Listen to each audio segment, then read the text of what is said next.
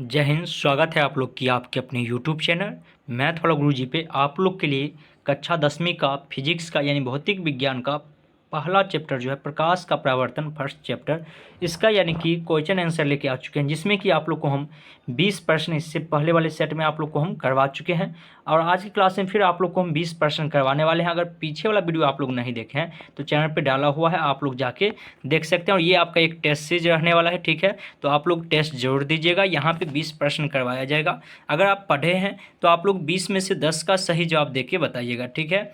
और सभी विद्यार्थी को नीचे कमेंट बॉक्स में आंसर भी बताते चलना है। 20 तक कल करवा दिए थे। 21वां प्रश्न आप लोग की स्क्रीन पे आ चुका है। कहा गया यहाँ पे एक मनुष्य समतल दर्पण की ओर 3 मीटर पर सेकंड की चाल से आ रहा है। मनुष्य को दर्पण में अपना प्रतिबिंब किस चाल से आता हुआ प्रतीत होगा। और बिल्कुल इसी टाइप का आपका प्रश्न एग्जाम में भी रहता है। और यहाँ पे आपको 4 ऑप्शन भी दिया गया है, option A, option B, option C, option D. और आप लोग को नीचे कमेंट बॉक्स में बताना है जो इसका सही आंसर क्या हो जाएगा। और आपको अधिक समय भी नहीं दिया जाएगा, तो इसीलिए फटाफट नीचे कमेंट बॉक्स में आंसर बताते चलिएगा।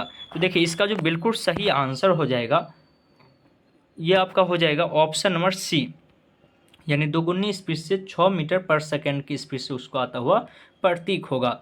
चलिए 22वां प्रश्न आप लोग के स्क्रीन पे है। कागज संयुग्मी फोकस संभव है केवल किसमें संभव है, यही आपसे पूछा गया है। और यहाँ पे 4 ऑप्शन दिया गया है। आप लोग फटाफट सभी विद्यार्थी नीचे कमेंट बॉक्स में बताइएगा जो इसका सही आंसर क्या हो जाएगा। सभी विद्यार्थी फटाफट नीचे कमेंट बॉक्स में बताइएगा। तो अधिक समय आपको बोल दिया है, पहले ही नहीं दिया जाएगा। आप लोग कमेंट बॉक्स खोल के रखिएगा और नीचे कमेंट बॉक्स में आंसर बता दीजिएगा। तो इसका जो बिल्कुल सही आंसर हो जाएगा ये ऑप्शन नंबर बी हो जाएगा, अवतल दर्पण में संभव है, ठीक है। चलिए आगे की प्रश्न आप लोग की स्क्रीन पे है। कहा गया यहाँ पे एक उत्तल दर्पण की फोकस दूरी 20 सेंटीमीटर है तो उसकी वक्रता त्रिज्या क्या होगी, यानी F बराबर R/2 पे आप लोग को हम बताए हुए हैं। तो यहाँ पे R पूछा गया है आपका, ठीक है, F नहीं पूछा, F दिया हुआ है। तो आप निकाल के फटाफट नीचे कमेंट बॉक्स में आंसर बता सकते हैं। और आप लोग अगर अभी तक वीडियो को लाइक नहीं किए हैं तो लाइक कर दीजिएगा, और चैनल पर पहली बार आए हैं तो चैनल को सब्सक्राइब करके बेल ऑल कर लीजिएगा, क्योंकि यहाँ पे आपको सभी विषय का क्लास भी दिया जाता है, साथ में आप लोग का ऑब्जेक्टिव भी करवाया जाता है, यानी कि A to Z विषय का तैयारी भी आप लोग को करवाया जाता है क्लास 10वीं का। तो इसीलिए आप लोग को बोल रहे हैं जो चैनल को सब्सक्राइब करके बेल ऑल कर लीजिएगा। तो देखिए इसका जो बिल्कुल सही आंसर हो जाएगा क्या हो जाएगा, तो 40 सेंटीमीटर हो जाएगा। आप लोग को बताए हुए हैं R बराबर क्या होता है। R बराबर हम लोग जानते हैं 2F होता है। तो F का मान कितना दिया हुआ था, 2 गुने F का मान 20, तो 20 दूनी 40। आसानी से आप लोग बता दिए होंगे। अगर आप लोग मेरा कॉन्सेप्ट का क्लास देखे हुए हैं या ऑफलाइन क्लास किए हुए हैं तो आप आसानी से बता दिए होंगे। चलिए आगे की प्रश्न आप लोग की स्क्रीन पे है। कहा गया यहाँ पे प्रश्न में, यदि किसी वस्तु को एक दर्पण के सामने निकट रखने पर प्रतिबिंब सीधा बने किंतु दूर रखने पर उल्टा प्रतिबिंब बने तो वह कौन सा दर्पण होगा। बहुत इंपॉर्टेंट क्वेश्चन है और आपके एग्जाम में इसी टाइप से क्वेश्चन आपको पूछा जाता है और आप लोग छोड़ के आ जाते हैं। तो इस प्रश्न का जवाब सभी विद्यार्थी नीचे कमेंट बॉक्स में दीजिएगा। 4 ऑप्शन आप लोग को देखने के लिए मिल रहा होगा। तो उम्मीद करते हैं आपको इसका आंसर देने में अधिक समय नहीं लगा होगा। तो इसका बिल्कुल सही आंसर ऑप्शन नंबर बी हो जाएगा। ऑप्शन बी यानी कि अवतल दर्पण इसका बिल्कुल सही आंसर हो जाएगा, ठीक है। चलिए आगे की प्रश्न की ओर हम लोग बढ़ते हैं। 25वां प्रश्न आप लोग के स्क्रीन पे है। कहा कि किसी दर्पण के सामने आप चाहे जितनी दूर पर खड़े हो आपका प्रतिबिंब सीधा ही बनता है। संभवतः दर्पण है, कौन सा दर्पण ऐसा है जिसमें कितनों भी दूरी पे आप खड़ा हो जाइए तो उसका प्रतिबिंब हमेशा सीधा ही बनता है, यही आपसे पूछा गया है। तो सभी विद्यार्थी फटाफट नीचे कमेंट बॉक्स में बताइएगा जो इसका सही आंसर क्या हो जाएगा। आपको रोज़ यहाँ पे लाइव क्लास आपका चलता है प्रैक्टिस सेट का, तो आप चैनल को सब्सक्राइब कर बेल ऑल कर लीजिए ताकि आपको रोज़ नोटिफिकेशन पहुंच जाए, ठीक है। तो इसका जो बिल्कुल सही आंसर हो जाएगा ये आपका हो जाएगा ऑप्शन नंबर डी। ये प्रश्न कल के सेशन में भी आप लोग को करवाए थे, समतल या उत्तल दर्पण में ऐसा होता है, ठीक है। चलिए आगे के प्रश्न की ओर हम लोग बढ़ते हैं। यहाँ पे दिया गया है 26वें प्रश्न में कहा गया है, यदि किसी वस्तु एक दर्पण के मुख्य तक किसी भी दूरी पर रखने से उस वस्तु का प्रतिबिंब सदैव सीधा और छोटा बनता है तो वह दर्पण होगा। आप कॉन्सेप्ट क्लास पढ़े हैं तो आप बड़ी आसानी से बता सकते हैं कौन सा ऐसा दर्पण है जिसमें सदैव सीधा और छोटा प्रतिबिंब बनता है। तो फटाफट आप लोग नीचे के आंसर बताइएगा, सभी विद्यार्थी को आंसर अपना करते चलना है। तो इसका जो बिल्कुल सही आंसर हो जाएगा 26वें प्रश्न का, ये हो जाएगा आपको option number B, option B उत्तर दर्पण। ठीक है, आप बड़ी आसानी से बता दिए होंगे। चलिए आगे की प्रश्न की ओर हम लोग बढ़ते हैं। 27वां प्रश्न आप लोग की स्क्रीन पे है। कहा गया उत्तर दर्पण से प्रतिबिंब सदैव बनता है। उत्तर दर्पण से प्रतिबिंब सदैव कैसा बनता है, यही आपसे पूछा गया है। तो सभी विद्यार्थी नीचे कमेंट बॉक्स में बताइएगा जो उत्तर दर्पण से कैसा प्रतिबिंब बनता है। और आप फटाफट बताते चलिए और अपने दोस्तों के साथ वीडियो को अधिक से अधिक शेयर करते चलिएगा। तो इसका जो बिल्कुल सही आंसर हो जाएगा ये आपका हो जाएगा option number C. Option C आपका बिल्कुल सही आंसर हो जाएगा। ध्रुवीय तथा फोकस के बीच, ध्रुवीय तथा फोकस के बीच बनता है। ठीक है, चलिए आगे की प्रश्न की ओर हम लोग बढ़ते हैं। 28वां प्रश्न आप लोग की स्क्रीन पे है। कहा गया यहाँ पे दिया गया है आपको प्रश्न में, किसी वस्तु को हम तभी देख पाते हैं जब वह वस्तु प्रकाश को क्या करते हैं, यही आपसे पूछा गया है। तो आप बड़ी आसानी से बता सकते हैं इसका आंसर क्या हो जाएगा। जब कोई वस्तु को हम तभी देखते हैं जब उस वस्तु का वह वस्तु प्रकाश को क्या करेंगे, तो वह वस्तु जो है प्रकाश को परावर्तित करेंगे। वैसे भी आप समझिए ना, प्रकाश परावर्तन चैप्टर पढ़े हैं तो परावर्तन यानी प्रकाश टकरा के वापस आएगा तभी ना हम किसी वस्तु को देखेंगे। आप लोग को कॉन्सेप्ट क्लास में बताए हुए हैं। मान के चलिए यहाँ पे कोई बौआ ठड़ा है और इसको हमको देखना है, तो इस पर प्रकाश पहले पड़ेगा और प्रकाश परावर्तन होकर हमारे आँख तक फिर से आएगा, तब हम इस वस्तु को देख पाएंगे। चलिए आगे की प्रश्न आप लोग की स्क्रीन पे है। कहा गया है यहाँ पे आपको, किस दर्पण में वास्तविक प्रतिबिंब नहीं बन सकता है। किस दर्पण में वास्तविक प्रतिबिंब नहीं बन सकता, यही आपसे पूछा गया है। और 4 ऑप्शन है, तो सभी विद्यार्थी बताइएगा इसका सही आंसर क्या हो जाएगा। देखिए मैथ का क्लास भी आपको चल रहा है लगातार, 3.3 खत्म हो गया, 3.4 स्टार्ट हो चुका है। तो आप लोग मैथ का क्लास भी ज्वाइन कर लीजिएगा और सभी चैप्टर आप लोग को पढ़ा चुके हैं। जो चैप्टर आप पढ़ना चाहते हैं वो चैप्टर का नाम लिख के आगे में आप मैथ वाला गुरुजी लिख दीजिएगा, तो आपको प्रश्न देखने के लिए मिल जाएगा। तो इसका जो बिल्कुल सही आंसर हो जाएगा ये क्या हो जाएगा, तो ऑप्शन नंबर ए इसका बिल्कुल सही हो जाएगा। समतल दर्पण, किस दर्पण में वास्तविक प्रतिबिंब नहीं बन सकता है, तो समतल दर्पण में। चलिए आगे की प्रश्न की ओर हम लोग बढ़ते हैं। यहाँ पे देखिए प्रश्न संख्या 30 आ चुका है। आपको आज 40 प्रश्न तक हम करवाने वाले हैं। कहा गया है अवतल दर्पण के फोकस से चलती किरण ने परावर्तन के बाद कहाँ पे मिलती है, वही चीज़ आपको पूछा गया है। यहाँ पे 4 ऑप्शन है, सभी विद्यार्थी बताइएगा जो इसका सही आंसर क्या हो जाएगा। अवतल दर्पण के फोकस से चलती किरणें परावर्तन के बाद क्या होता है, यही आपसे पूछा गया है।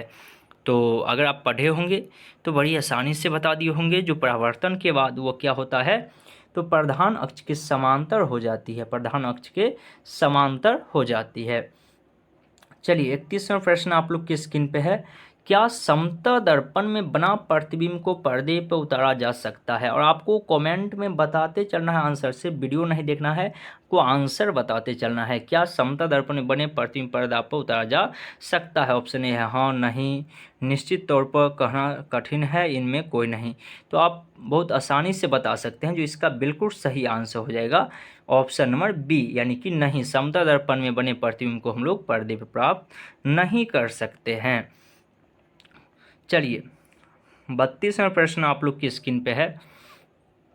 कहा गया है प्रकाश की एक किरण किसी समतल दर्पण पर 60 डिग्री का कोण बनाते हुए टकराती है तो उसका परावर्तक कौन होगा। यानी कहा गया एक समतल दर्पण है, इस पर 60 डिग्री कोण पर एक जो है समतल दर्पण पर टकराते हुए एक प्रतिबिंब बना रहा है, तो इसका जो है कितना डिग्री का परावर्तन कोण होगा। ठीक है, आपतित किरण परावर्तित किरण आप लोग पढ़े हुए हैं, तो आप बड़ी आसानी से बता सकते हैं जो इसका बिल्कुल सही आंसर हो जाएगा कितना, तो 30 डिग्री हो जाएगा। क्योंकि हम लोग जानते हैं एक रेखा पे एक कितना डिग्री कोण बनेगा, तो यहाँ पे ये पूरा घूमेगा तो 180 डिग्री और आधा घूमेगा तो 90 डिग्री। तो ये जितना पे आया और फिर इस साइड मान के चलिए 60 डिग्री हो गया, तो बच गया कितना, 30 डिग्री। तो इसीलिए इसका सही आंसर क्या हो जाएगा, 30 डिग्री का कोण हो जाएगा। लेकिन इसमें परावर्तन जब होता है तो हम लोग जानते हैं इससे आएगा इधर जाएगा। ठीक है, अपवर्तन चैप्टर में आप लोग को पढ़ा है। चलिए 33वां प्रश्न आप लोग की स्क्रीन पे है। कहा गया यहाँ पे आपको समतल दर्पण से किसी वस्तु का प्रतिबिंब समतल दर्पण से किसी वस्तु का प्रतिबिंब कैसा बनता है, यही आपसे पूछा गया है। सभी विद्यार्थी बताइएगा, जो समतल दर्पण से किसी वस्तु का प्रतिबिंब कैसा बनता है। 4 ऑप्शन दिया हुआ है, आपको नीचे कमेंट बॉक्स में कमेंट करना है जो इसका सही आंसर क्या हो जाएगा। तो 33वें प्रश्न का जो बिल्कुल सही आंसर हो जाएगा ये आपका ऑप्शन नंबर बी हो जाएगा। समतल दर्पण में हमेशा आभासी प्रतिबिंब बनता है, यानी कि काल्पनिक, जिसे हम लोग कहते हैं काल्पनिक प्रतिबिंब ही प्राप्त कर सकते हैं। चलिए आगे की प्रश्न आप लोग के स्क्रीन पे है। 34 नंबर कहा गया है यहाँ पे प्रश्न में, किसी वस्तु का अवतल दर्पण द्वारा बना प्रतिबिंब आभासी, सीधा और वस्तु से बड़ा पाया गया तो वस्तु की स्थिति कहाँ होनी चाहिए, तो वस्तु की स्थिति कहाँ होनी चाहिए, यही आपसे पूछा गया। 3 ऑप्शन यहाँ है, एक ऑप्शन आपको नीचे दिया गया है। तो आप ऑप्शन देख के बड़ी आसानी से बता सकते हैं। जो इसका बिल्कुल सही आंसर जो हो जाएगा ये आपका ऑप्शन नंबर डी हो जाएगा। दर्पण के ध्रुवीय तथा मुख्य फोकस के बीच, देखिए आप लोग को 6 पॉइंट लिखाए थे इसमें, उसी 6 पॉइंट से ये क्वेश्चन आपको घुमा घुमा के पूछा जाता है। तो आप लोग को बोले थे जो अच्छा तरह से ये चीज़ याद कर लीजिएगा सब्जेक्टिव जब आप लोग को स्टार पॉइंट पढ़ाए थे।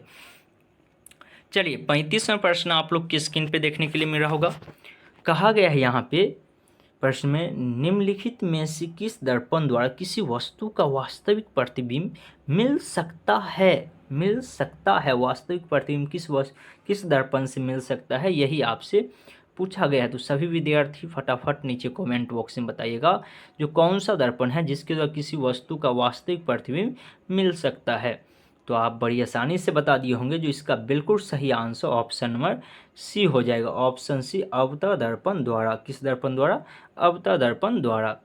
चलिए आगे की प्रश्न की ओर हम लोग बढ़ते हैं। 36वां प्रश्न आप लोग की स्क्रीन पे है।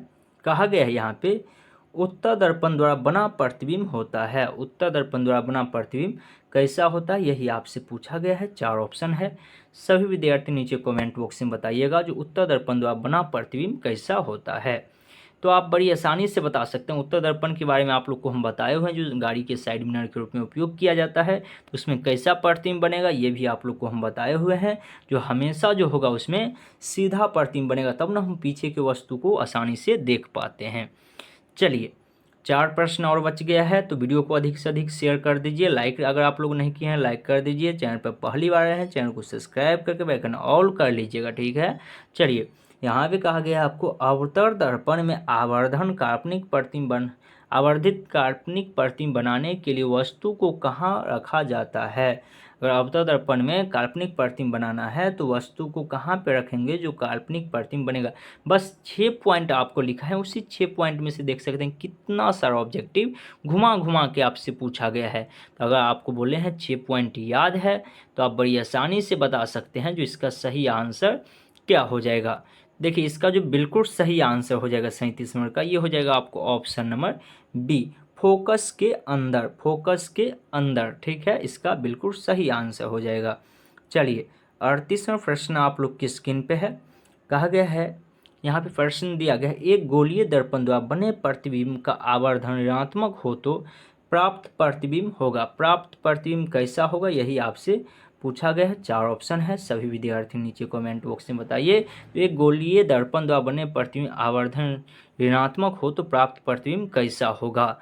तो आप लोग को हम बताए हुए हैं जो जब आवर्धन ऋणात्मक होगा तो उसका प्रतिबिंब हमेशा उल्टा होगा। कैसा होगा? उल्टा प्रतिबिंब बनेगा। चलिए 39वां प्रश्न है, देखिए अभी आप लोग को बताए हुए थे वही प्रश्न पूछ लिया गया है। और इस प्रश्न का जो विद्यार्थी जवाब नहीं दे पाइएगा तो समझिए वो फिजिक्स अभी तक कुछ पढ़े ही नहीं है। कहा गया गाड़ी साइड मिरर के रूप में उपयोग होता है, गाड़ी के जो साइड मिरर के रूप में उपयोग होता है वह कौन होता है, यही आपको पूछा गया है। तो फटाफट नीचे कमेंट बॉक्स में आप लोग बताइएगा। तो इसमें तो अधिक समय नहीं लीजिएगा, बड़ी आसानी से बता दिए होंगे। जो इसका क्या हो जाएगा, तो ऑप्शन नंबर ए लिखें। देखिए यहाँ पे दर्पण की जगह लेंस कर दिया है, तो ये मिस्टेक किया गया है ऑप्शन में। यहाँ पे उत्तल दर्पण अवतल दर्पण होना चाहिए, क्योंकि हम लोग एक चैप्टर पढ़ रहे हैं, इसमें लेंस का कहीं पे काम ही नहीं है। 2 चैप्टर में हम लोग लेंस के बारे में पढ़ेंगे, ठीक है। चलिए लास्ट प्रश्न आज की सेशन का, और ये भी क्वेश्चन आप लोग को हम कॉन्सेप्ट क्लास में पढ़ा चुके हैं। कहा गया है यहाँ पे सोलर कुकर में व्यवहार किया जाता है। सोलर कुकर जो होता है उसमें कौन सा दर्पण लगा होता है? अगर आप कॉन्सेप्ट क्लास पढ़े हैं तो आप बड़ी आसानी से बता सकते हैं जो सोलर कुकर में कौन सा दर्पण का प्रयोग किया जाता है। तो उम्मीद करते हैं आप इसमें अधिक समय नहीं लीजिएगा। तो इसका बिल्कुल सही आंसर ऑप्शन नंबर ए हो जाएगा। सोलर कुकर में जो होता है वो अवतल दर्पण का उपयोग किया जाता है। तो 20 प्रश्न करवा चुके हैं आज के सेशन में, और आप लोग बताइएगा 20 में से 10 सही हुआ कि 15 सही हुआ, कितना सही हुआ, ये चीज़ आप लोग नीचे कमेंट बॉक्स में बताइएगा। और एक क्लास और इस चैप्टर का ऑब्जेक्टिव का होगा, तब प्रकाश का परावर्तन खत्म हो जाएगा। फिर आपका बायोलॉजी का एक चैप्टर होगा, केमिस्ट्री का एक चैप्टर, इतिहास का, भूगोल का, सभी का आपको लगातार क्लास चलेगा। उसके बाद आप लोग को फिर से 2 चैप्टर स्टार्ट कर दिया जाएगा। चलिए हम लोग मिलते हैं फिर कल की क्लास में, तब तक के लिए जय हिंद जय भारत।